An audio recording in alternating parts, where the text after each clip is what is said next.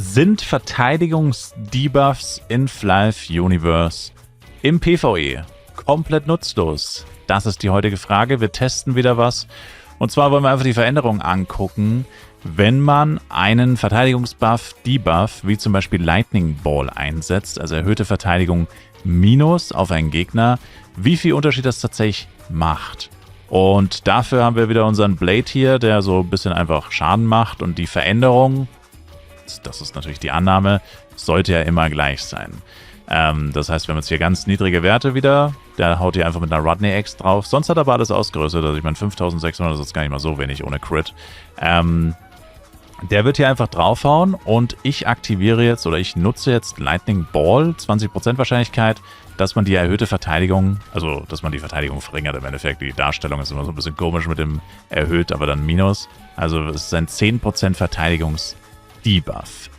Unser Basisschaden, sieht man jetzt hier ganz gut, der liegt so zwischen 25 und 40, aber gefühlt, ja, also so knapp über 30. Ich habe jetzt mit 30 gerechnet, einfach wegen glatteren Zahlen, ein bisschen abgerundet, aber, oder da war sogar 42 zweimal, okay, aber da war auch 24, also ja, so knapp über 30 müsste es ungefähr sein. Wird keine große Rolle spielen, das seht ihr gleich. Ich aktiviere jetzt Lightning Ball und dann mal gucken.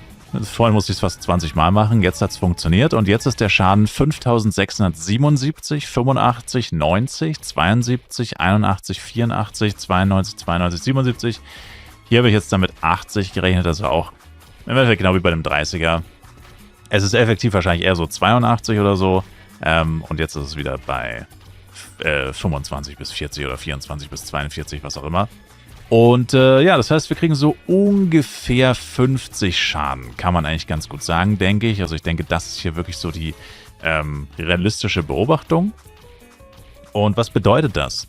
Ja, das bedeutet, dass das knapp unter 1% mehr Schaden ist. Also ganz genau sind es 0,88%. Jetzt kann man natürlich kleine Rundungsfehler noch dazu machen, also wahrscheinlich 0,9 könnte man jetzt einfach sagen. Pi mal Daumen. Es ist so gering, dass es ja, schwierig ist, es abzuschätzen. Und das war eigentlich auch schon der Test. Das heißt quasi erhöhte Verteidigung, also ein Verteidigungsdebuff, die Formulierung ist so dämlich, ein 10% Verteidigungsdebuff erhöht deinen Schaden um nicht ganz 1%. Natürlich nicht nur deinen Schaden, weil wenn du den Debuff einsetzt, ist es in der Regel so, dass man mit mehreren Leuten zum Beispiel in einem Dungeon ist oder so. Das heißt, es ist dann für jeden 1% mehr Schaden und ich meine knapp unter 1%. Aber für jeden knapp 1% oder knapp unter 1% mehr Schaden ist nicht schlecht, ja. Aber im Fall von Lightning Ball stellt sich natürlich schon die Frage, lohnt sich das wirklich? Und in diesem Fall würde ich sagen, definitiv eher nicht. Also die Uptime ist... Also die Basis-Uptime ist gut. 12 Sekunden ist ziemlich lange und 20% ist eine relativ hohe Wahrscheinlichkeit. Ich habe jetzt auch keine 200 Cast-Time, seht ihr. Normalerweise würde das fast instant triggern. Und wenn es dann wirklich 12 Sekunden lang läuft und den gesamten Schaden um knapp 1% erhöhen kann, das ist nicht schlecht. Aber, und jetzt kommt der Nachteil von diesem Skill speziell, in PvP und bei Giants, und Giants sind auch alle Bosse und so weiter, da hält er nur 6 Sekunden. Naja, und für 6 Sekunden lohnt sich es auf jeden Fall nicht. Also bei 12 Sekunden würde ich sagen, lohnt sich. Und vor allem, wenn es vielleicht sogar noch länger wäre, also wenn man den Skill mal reworken würde, vielleicht auf eine 25 oder 30% Wahrscheinlichkeit. Oder wenn man PvP und Giants trennen würde oder so. Auf jeden Fall, wenn man die Uptime noch ein bisschen erhöht, die Wahrscheinlichkeit vielleicht noch ein bisschen erhöht und vielleicht auch die Verteidigung noch ein bisschen erhöht, die erhöhte bzw. verringerte vielleicht auf 15%, wird es sich auf jeden Fall lohnen. Aber mit dem aktuellen Modell, wo es halt nicht mal die 12 Sekunden sind, sondern es sind nur 6 Sekunden für Dungeons, für Bosse und so weiter, würde ich sagen, lohnt sich nicht, weil ich muss den Skill im Durchschnitt mindestens 5 Mal einsetzen, damit er triggert. Und das heißt eigentlich, um eine 100%ige Uptime zu garantieren, muss ich ihn eigentlich spammen, weil im Dungeon macht ein Elementor oder ein Magier ja auch noch andere Debuffs und Skills und so weiter, auch bei Giants, bei Bossen. Wenn ein Magier richtig krass ausgerüstet ist, kann er auch selber hohen DPS machen. Und wenn du selber dem Team 1% mehr DPS verschaffst oder selber ein paar 100.000 Schaden machst, das kommt je nach deinem Equipment aufs Gleiche raus oder dein tatsächlicher Schaden ist sogar wesentlich besser. Vor allem heutzutage auch mit Divine Cross, was ja eine Möglichkeit bietet, falls der Magier auch nicht so gutes Equipment hat, dass er kein HC klaut. Auch das kann helfen, dass man dann tatsächlich den Gesamtschaden stärker erhöht als bei Lightning Ball. Das heißt jetzt im speziellen Beispiel von Lightning Ball lohnt sich eher nicht. Und bei anderen Skills ist es jetzt halt zumindest so eine kleine Faustformel, weil der Effekt ist ja der gleiche. Also wenn du jetzt einen Effekt hast, einen Skill hast, der zum Beispiel erhöhte Verteidigung minus 20% macht oder so, dann ist es halt die gleiche Rechnung. Da musst du dir angucken, was ist der Cooldown, falls es einen Cooldown gibt.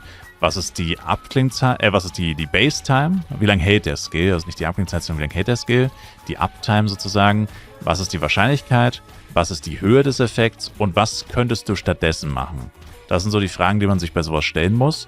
Und ja, das kann man so sagen, 10% Verteidigung ungefähr, weil da muss man auch vorsichtig sein, weil wenn mehrere Debuffs aufeinandertreffen, dann muss man auch gucken, ist die Veränderung immer gleich. Aber gut, es gibt jetzt tatsächlich nicht so viele Verteidigungsdebuffs, also das sollte jetzt in dem Fall nicht wirklich eine Rolle spielen. Aber ja, schon etwas enttäuschend, um ehrlich zu sein.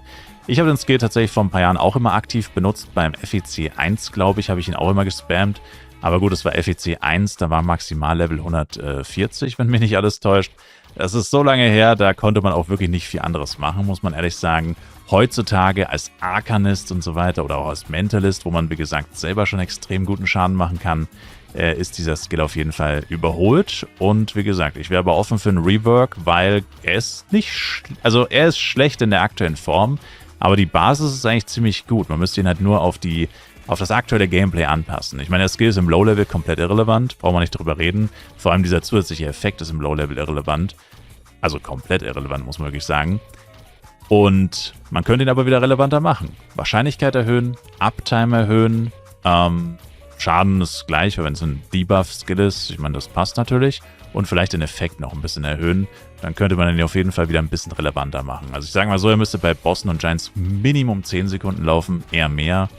Und ja, die 10% sind, wie wir gerade festgestellt haben, nicht mal 1% mehr Schaden für einen Damage-Dealer. Das wäre halt cool, wenn es zumindest auf jeden Fall 1% bedeuten würde, mal jeden Damage-Dealer. Also Gesamtschaden des Teams über 1% wäre schon nicht schlecht.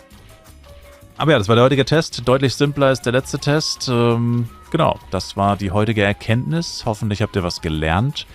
Und dann sage ich danke euch fürs Zuschauen. Ich würde mich auf jeden Fall wie immer selber ein Like, Kommentar, noch ein Abo von euch freuen. Und wir sehen uns dann einfach im nächsten Fly Universe Video wieder. Bis dahin und rein, macht's gut. Schaut auch gerne im Livestream vorbei. Täglich live auf Twitch. Links dazu in der Videobeschreibung. Haut rein und ciao, ciao.